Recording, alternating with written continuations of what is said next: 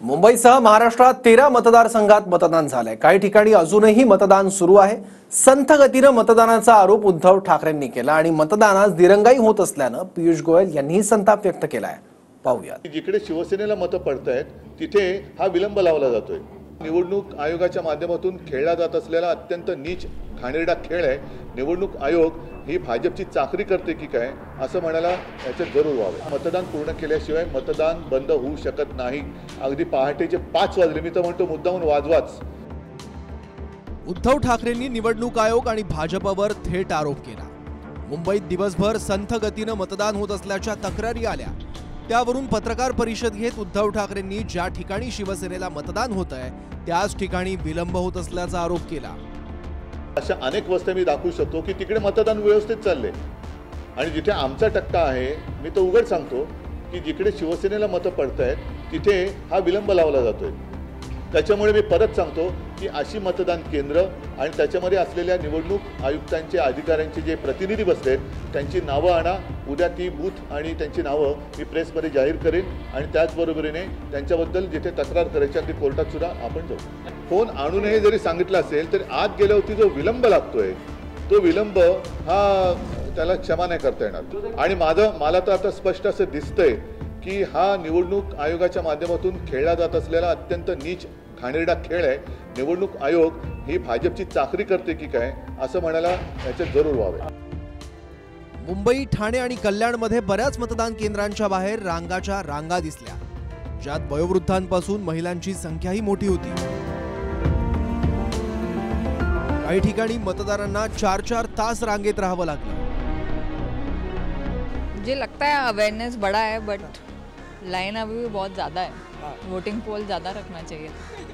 अरे हाँ, संख्या बढ़ानी चाहिए थी। कितनी देर से आप खड़ी है? 1 घंटे से वहाँ पहले वहाँ रखो, टिकट काउंटर लो। पहली बार तो वोटिंग आईडी मिला है। चुनाव आयोग तो बताता है पंखे, कूलर, पानी की सब व्यवस्था की। आप बता दो आपको कहाँ दिख रहा है।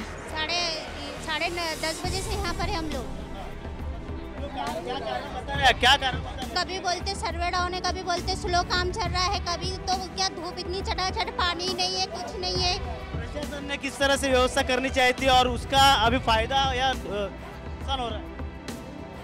अभी कुछ ही नहीं हो रहा है, नुकसान ही हो रहा है। इधर कब से बच्चे भी खड़े पानी कर रहे, पानी की भी सुविधा नहीं है, कुछ नहीं। मंडप डाले, एहसान करे उतना ही। मैं 7 बजे आया हूँ। 7 बजे आया हूँ। कैसे? उम्र 58 है, लगभग 40 साल से कर रहा हूँ, लेकिन ये टाइम सिस्टम स्लो है।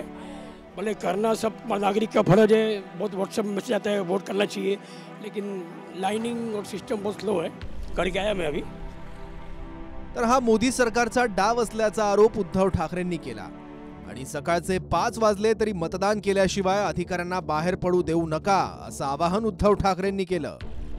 पुन्हा एकदा नागरिकांना सांगतोय की कृपा करून हा जो सगळा डाव आहे मोदी सरकारचा की जेणेकरून तुम्ही मतदानाला उतरू नये, त्यांच्या विरोधातलं मतदान कमी कसं होईल ते बघतायत आणि त्या डावाला बळी न पडता तुम्ही जाऊन मतदान केंद्रामध्ये उभे राहा।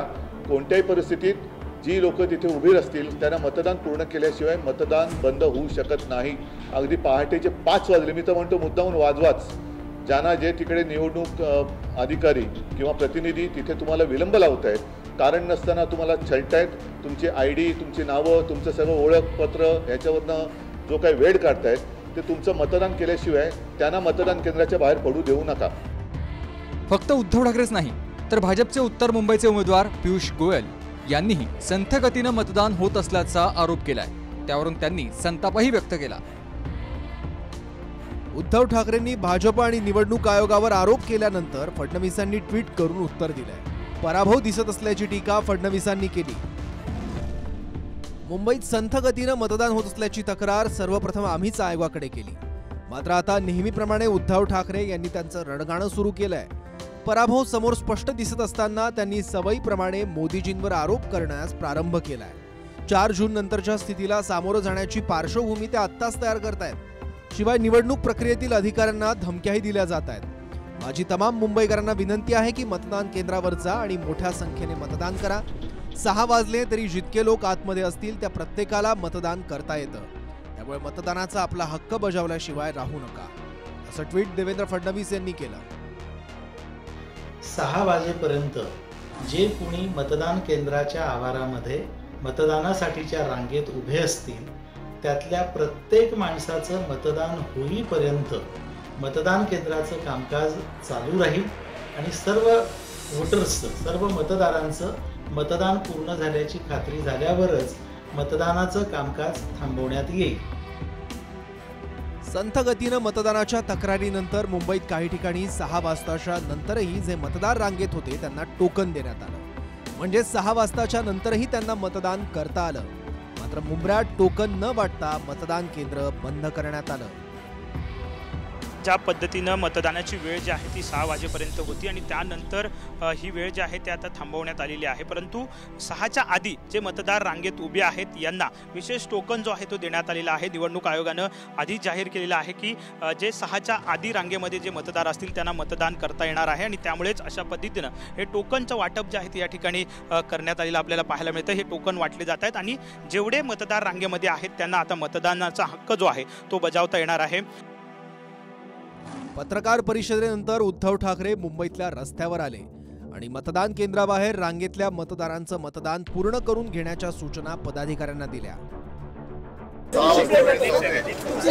मतदान केंद्रात जे लोक असतील त्यांचं मतदान पूर्ण झाल्याशिवाय केंद्र त्याच्यामुळे 6 वाजले तरी त्यावेळेस आतमध्ये आलेले मतदार त्यांना मतदान केल्याशिवाय मतदान संबंधी काही मतदान केंद्र मतदान पूर्ण होईल तेव्हा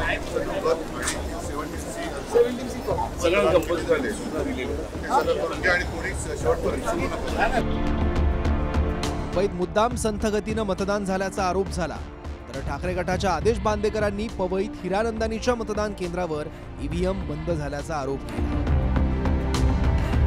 मी आता पवई केंद्रावरती आहे.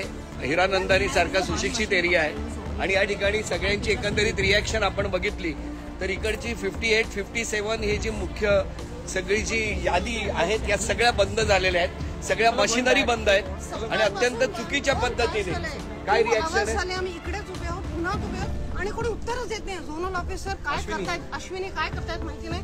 We are just waiting for last 2 hours. बांदेकरांच्या या व्हिडिओनंतर आयोगाकडून 2 तासांनी ईव्हीएम मशीन दुरुस्त झाली आणि मतदान प्रक्रिया सुरळीत झाली. Bureau report, TV9 Marathi, Mumbai.